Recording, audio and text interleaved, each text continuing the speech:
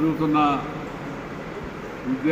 విద్యార్థులతో కలిసి కాసేపు ముచ్చటించడం చాలా సంతోషంగా ఉంది. యువతరంలో వస్తున్న కొత్త పోకడలు, పడిపోతున్నటువంటి విలువలు, సాంప్రదాయాలు ఇవన్నీ కూడా చాలా ఆందోళన కలిగిస్తూ ఉన్నాయి. అందువల్ల అటు ప్రభుత్వం వీటిపైన దృష్టి పెట్టాలి.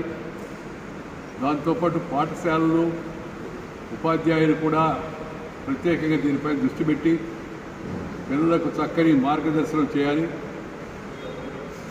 వారి జీవన శైలిలో వస్తున్న మార్పులను గమనించి తిరిగి మళ్ళా పాత జీవన శైలికి వెళ్ళే విధంగా వాళ్ళకి మార్గదర్శనం చేయాల్సిన అవసరం ఉందని నేను భావిస్తున్నాను.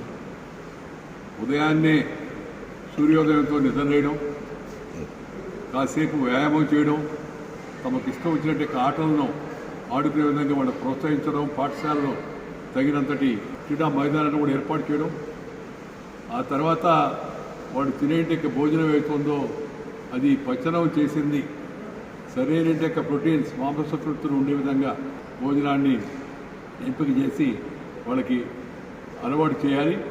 ప్యాక్డ్ ఫుడ్, జంక్ ఫుడ్ వాటికి పిల్లలను దూరంగా ఉంచేట్టుగా అధ్యాపకులు, తల్లిదండ్రులు మొదటి నుంచి జాగ్రత్త తీసుకోవాల్సిన అవసరం ఎంతో ఉంది. పచనం చేసిన భోజనం చేసి చక్కగా వ్యాయామం చేసి మంచిగా క్రమశిక్షణ పాటిస్తే పిల్లలు కూడా భవిష్యత్తులో మంచి ఉత్తమమైన పౌరులుగా తయారవుతారు.